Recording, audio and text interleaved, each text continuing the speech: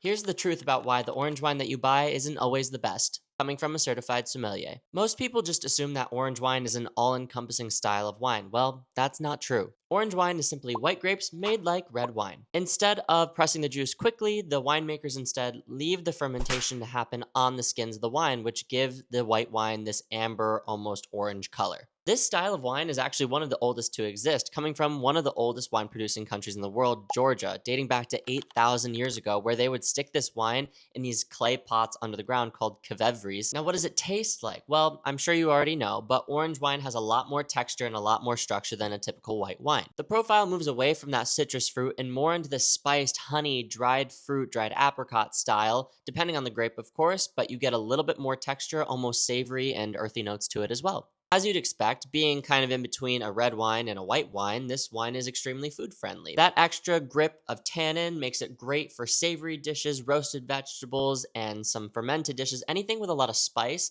that a white wine would normally be overpowered by. And therefore, orange wine can be made from almost any white grape varietal. As long as it just sits on the skins, it's technically called an orange wine. That's why when you buy the different bottle, it might not taste as good as the one that you had last week. So follow along if you want to learn more about wine without any of the stress involved or any of that prestige.